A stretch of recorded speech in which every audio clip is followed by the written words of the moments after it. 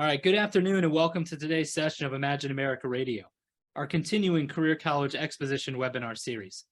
My name is Lee Doubleday and I'm the Director of Operations here at the Imagine America Foundation.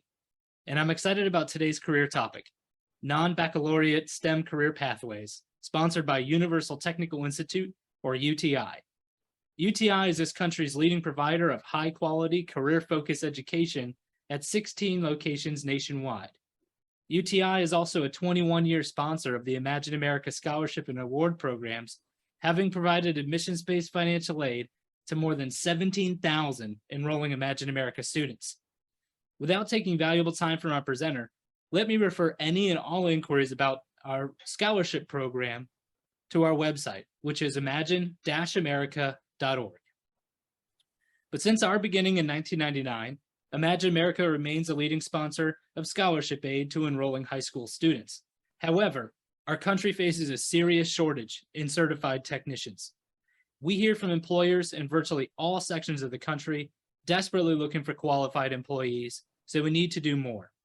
Our partner in today's presentation again is Universal Technical Institute, and joining us today to discuss in detail the looming technician shortage and how UTI is helping meet this need is Dr. Stephen Coyle. Dr. Coyle is a nationally recognized expert in this area with an extensive K-12 background, so you're in good hands today.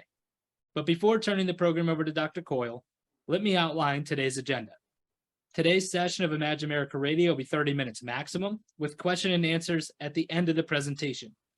All participants can and are encouraged to submit questions while the presentation is in session via the Q&A feature or the chat feature in this Zoom meeting. At the end of the presentation, I'll then present any questions offered by the participants, and we'll address as many questions as possible and provide written responses in follow-up emails if necessary. But we will have a hard close at 2:30 p.m. to be respectful of your time. So without taking any more time out of today's presentation, let me turn today's session over to Dr. Stephen Coyle. Dr. Coyle, the floor is yours. Well, thank you, Lee. Appreciate that. And welcome, everyone. Thank you so much for taking part of your afternoon and spending it with me. Let's get right into the presentation. When you look on the news, in the papers, whatever that you read, you're seeing that college enrollments are dropping this year. These are colleges, universities, and also community colleges. We're seeing anywhere from a 10 to 12% drop of enrollment.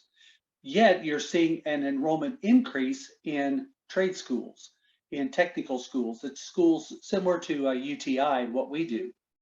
There's a reason for this. Students today are looking for something different. As you all know, this is the Gen Z group, and they want things now, instant. They're not patient. They don't email. They Instagram. They Snapchat. They text. All those things. And so the type of education that's being offered through technical and trade schools seems to be more appealing to this group.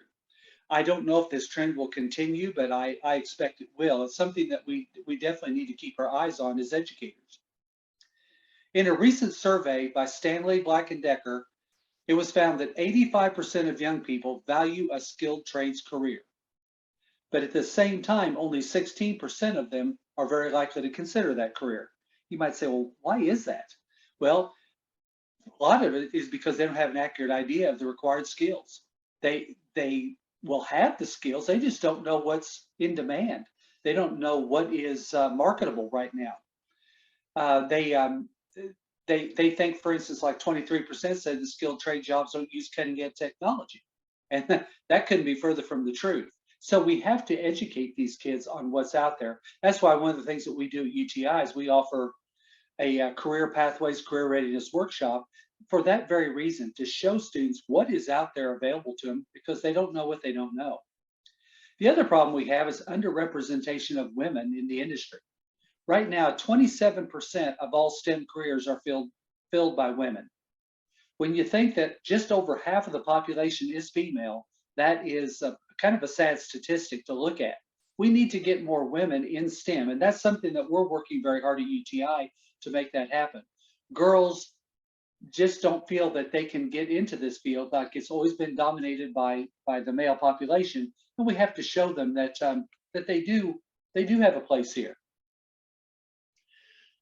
when we start thinking about alternatives to traditional education, we have to think in terms of what are employers looking for?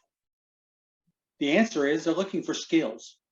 That's it. Any company, corporation, school, whatever you're looking at, they're all looking for skills. What do you bring to the table? What can you do? But remember, there are two types of skills out there that are available. There are the hard skills, like you would expect. Can you weld?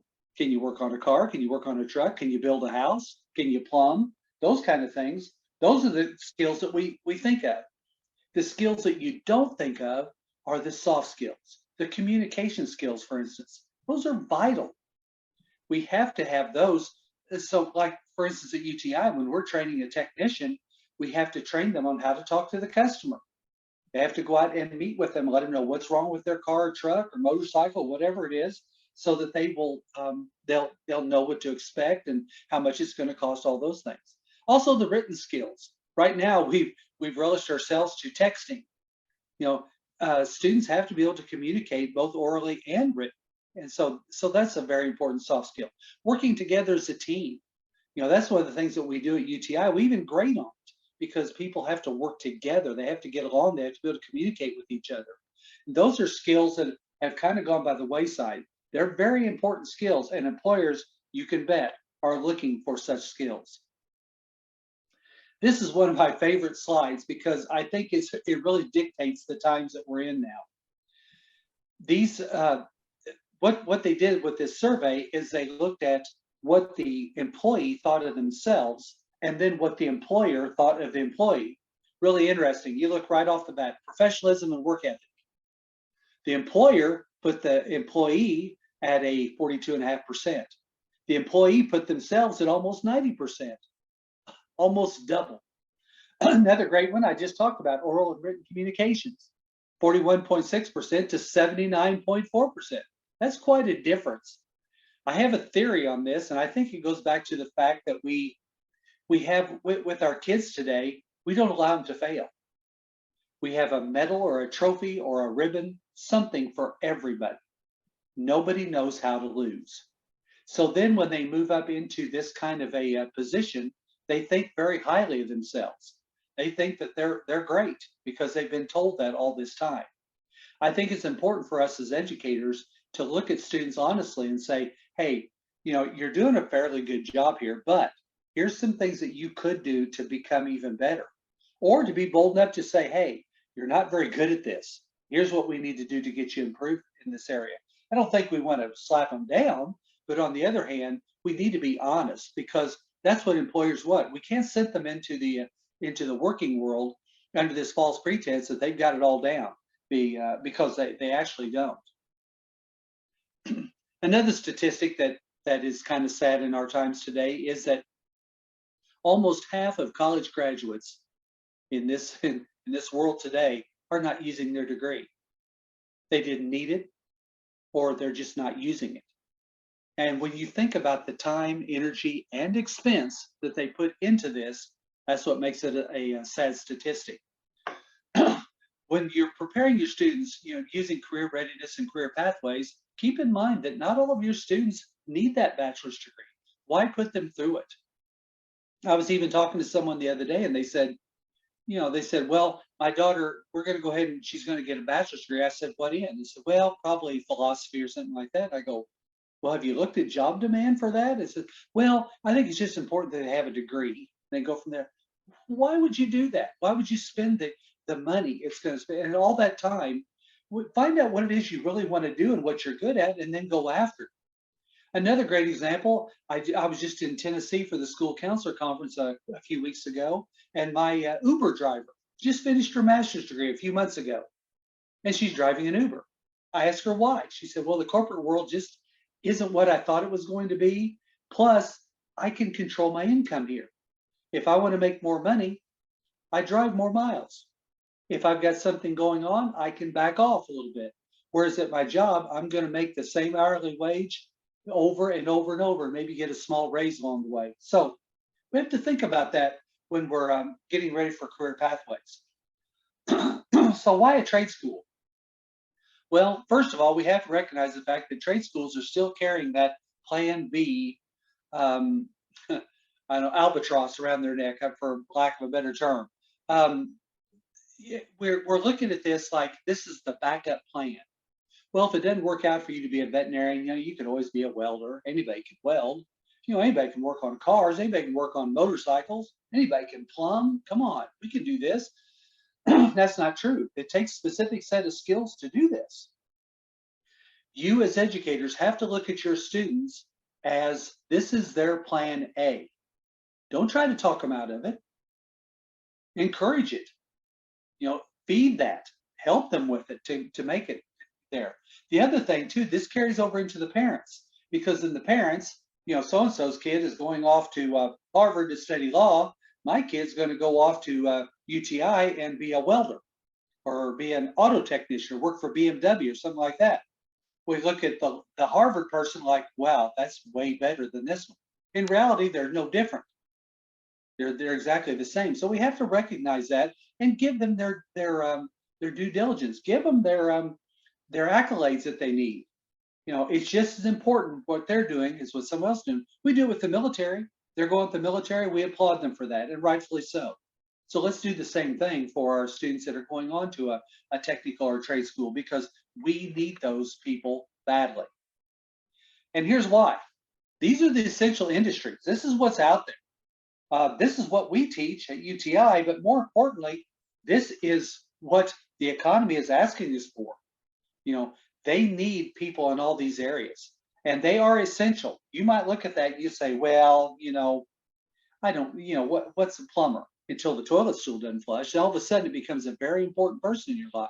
So we look at all these, and we need to find out, or show students what is out there available to them, so that they can find out what it takes to be one of these people, or to conduct a business in these areas. Transportation, energy, and manufacturing. That's what we cover at UTI, but these are all very important in every person's life. We all need transportation. We all need energy. We all need manufacturing. All of these things are vital to us. And so we need techs in those areas. One of the things that we do at UTI is we come into schools and we do career workshops. No, they're not UTI infomercials. It's to educate students on what's available to them out there. Students may not even have ever heard of non-destructive testing. They may never heard of CNC machining. They don't know what it is. And in reality, when they find out what it is, they might find out, hey, I have an interest in that. Hey, I think that would be fun to do. That's something I could do. So we have to educate these students. And so that's one of the things that we offer at UTI, is to come in and talk to all of your students. You may think your students know what they want to be, but in reality, many of them don't. They're still searching for what it is they want to be when they grow up, so to speak. I'm going to shift gears here and now talk about something that I talked about last year in the beginning phase, and now we're moving into year 2, and that's Ignite Worldwide. Ignite, Inspiring Girls Now in Technology Evolution. We're very excited about this. We have a year under our belt now, and what we did this past year is we hosted Women in STEM Skilled Trades conferences. We did them all over the country with a resounding success. I just could not get over how well received all these conferences were. We held 8 live events at 8 different campuses. We had more than 1,000 high schools. One particular one, we had 350, and toured their UTI campuses. They got to see a true STEM school in action. That was a big thing for them. The events were featured on social media, and we did a lot to I guess advertise what these girls are doing. Remember their mantra: you can't be what you can't see. These girls do not have role models to look up to. So it's like, what are they striving for? And so that's what we want to show them. We did one virtual event too, because some of our states don't have campuses. And so we did one virtual event. We had over 200 high school girls, 8 schools participated. It was a resounding success. But once again, it showed the girls that, hey, you can do this. One of our events that we had at the Mooresville campus on October 13, 2021, actually won us the award for Outstanding Community Service with ACCSC, which is our accrediting body. As you can see on the screen, we had these girls active. We had them out in a pit crew, experiencing what it is like at NASCAR, at a NASCAR race, being out there in that pit crew. So they got to experience that. We had welding simulators. You can see in the lower left-hand corner, we had, showing them what an engine is, how that works. Um, in the lower right-hand corner, doing some table discussions with each other and talking about, talking about different problems that were brought up in the event.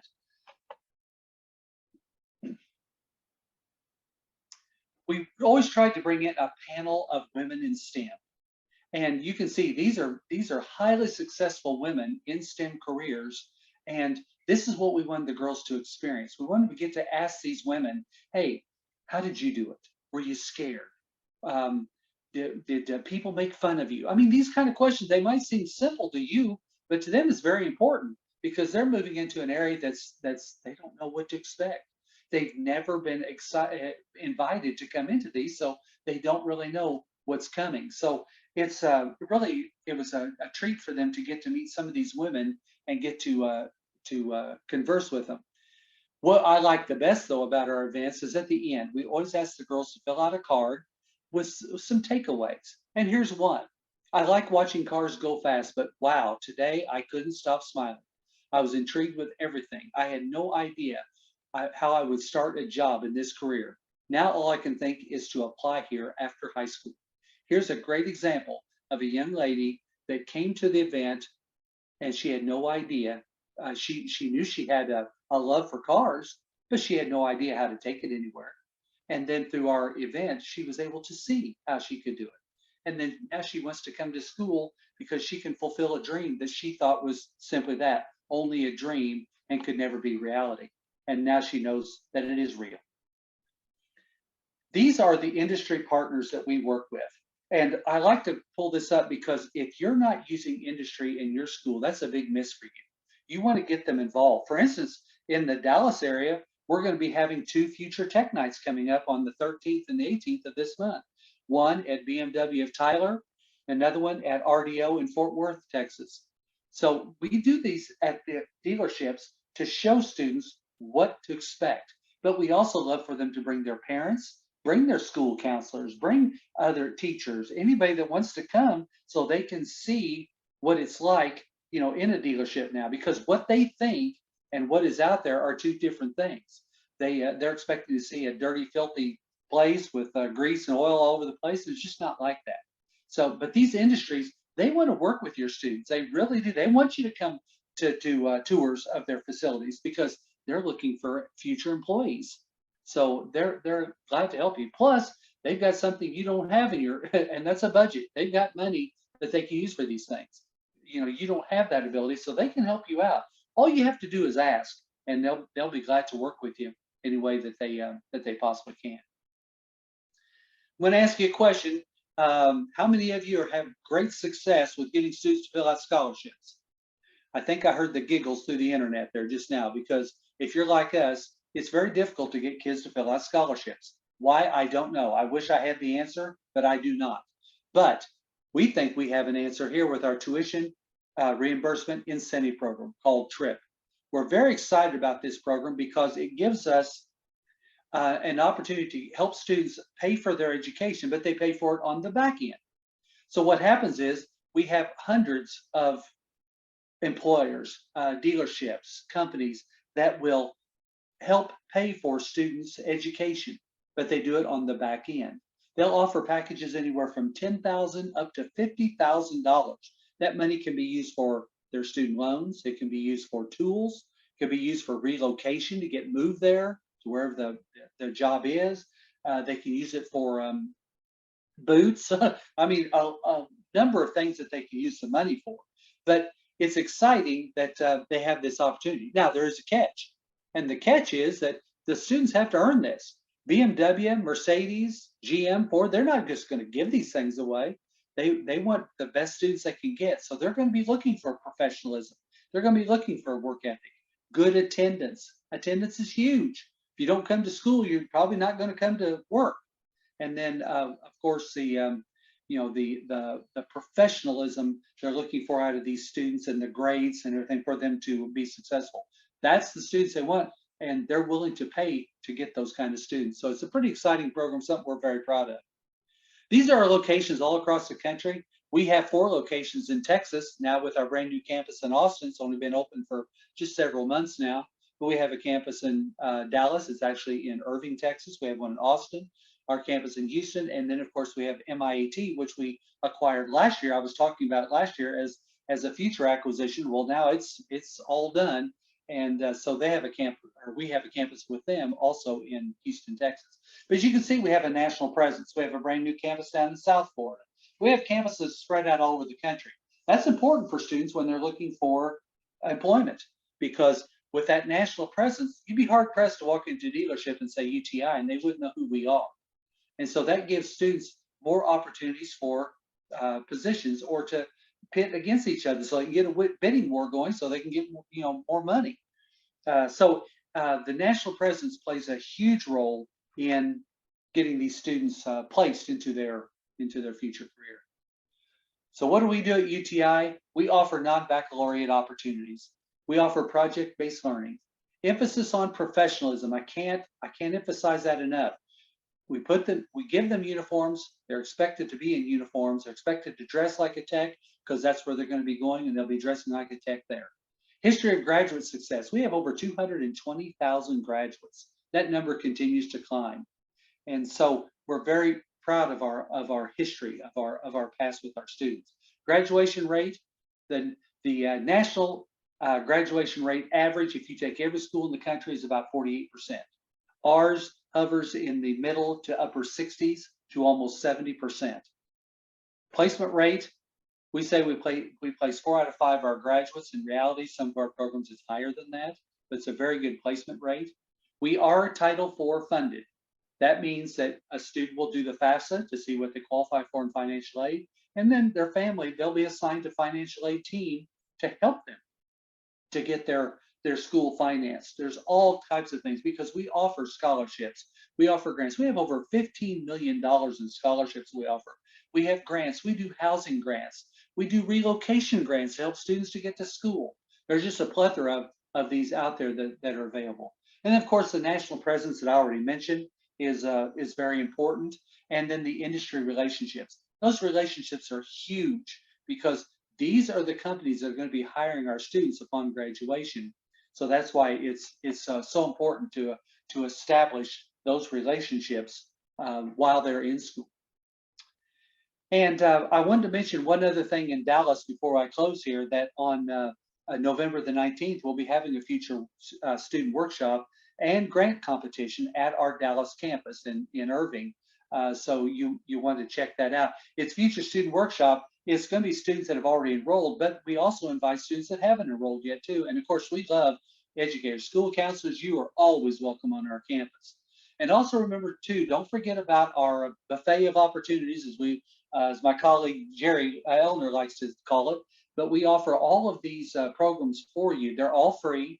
We have a truck and trailer that we'll bring out to the school, so we can do STEM demonstrations with you. We have, as I mentioned earlier, the workshops where we will come in and talk to all your students. We don't want to talk to just the interested students. We want to talk to all of them, because what we offer is answers for all of your students. They may be at a crossroads what they want to do. Maybe they don't want to go to UTI, that's fine. But what do they want to do? We can help them with that decision with our workshops. So we love to do that. I also offer professional development. So if any of you would like me to come in and work with your staff in any way, I've done this across the country in the past, and I'll continue to do that. Once again, there's no charge for any of these things that I talked about. This is my contact information, my email address, my phone number. That's my Instagram account. Please follow me and I'll follow you back. I love for school counselors to follow me. Whenever I go to events all across the country, I'll be coming to Texas next month for the Lone Star State School Counselor Conference. I'll be speaking there as well. So love to meet up with you there. But I guess the real thing here, though, is you've made it in life when you have your own QR code. So there's my QR code. Feel free to take a picture of that. And I think Lee will make this available to you as well, too. But anyway, can't thank you enough for your time today. It's been very wonderful to get to visit with you today. So thank you so much. Best of luck for the rest of your school year. All right. Thank you, Dr. Coyle. We're now going to open this up for the Q&A portion of our presentation. So if you have a question for either myself or Dr. Coyle, please type it in the Q&A feature. Dr. Coyle, this is a question that we get a lot. This is about comparisons to community college programs. Can you sort of speak to, how you're different than a community college program? Absolutely. You're right, Lee. We do get this question a lot. And the first thing I always say is we are not a community college. We don't do the same thing a community college does. People often say, well, I can just go down the road and get the same thing. No, you can't. You really can't. The difference is going to be, first of all, we do manufacturer specific training. That is huge. Whereas community colleges, most do not. It's going to be more of a general education. Now, some community colleges will have one or two industry partners. We have over 35. So it gives you more opportunities to be involved with industry. That's one difference. Number two is the all the industry partners that we do have.